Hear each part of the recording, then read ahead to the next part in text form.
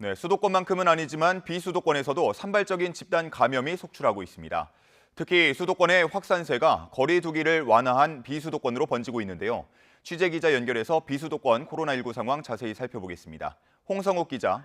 네, 전국구입니다. 네, 비수도권 역시 젊은 층을 중심으로 감염이 잇따르고 있다고요. 네, 그렇습니다. 대구 중구의 한 클럽에서 집단 감염이 나왔습니다. 지난 1일 첫 확진자 발생 이후 어제까지 5명이 추가됐습니다. 원인은 수도권 확진자를 통한 N차 감염. 당시 일대 클럽 방문자가 4,500여 명에 달하는 것으로 추정되는데 대구시가 긴급 진단검사에 나섰습니다. 추가 감염자가 더 나올 가능성이 있습니다. 대구시는 확산을 막기 위해 오는 11일까지 해당 지역의 클럽 10곳에 집합금지 명령을 내리기도 했습니다. 부산에서도 주점을 통한 집단 감염이 이어지고 있습니다. 특히 홍대 주점 관련 확진자가 다녀간 것이 집단 감염의 원인으로 지목되고 있습니다. 오늘까지 누적 확진자 26명이 확인됐습니다.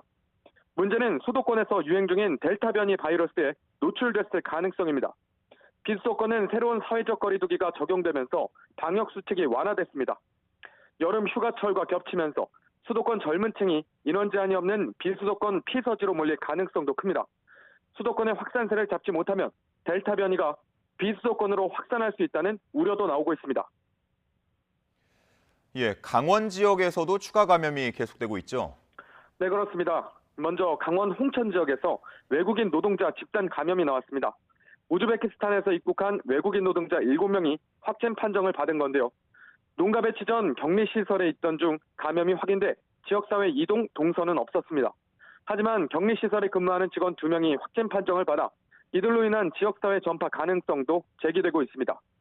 유흥시설에서 초등학교 그리고 대형마트로 집단 감염이 발생한 강원도 춘천에서도 추가 감염이 계속 이어지고 있습니다.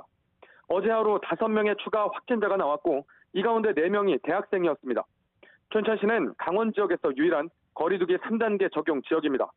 산발적 연쇄 감염이 이어지면서 오는 14일까지 거리두기를 강화한 겁니다.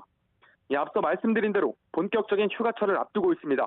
춘천을 제외한 비수도권 대부분 지역이 거리두기를 완화한 상태입니다. 비수도권이 완화된 방역수칙 시행과 피서철이 겹치면서 전국적인 대유행이 다시 시작될 수도 있는 만큼 방역당국은 지역 간 이동을 최대한 자제해달라고 당부했습니다. 지금까지 전국부에서 YTN 홍서욱입니다.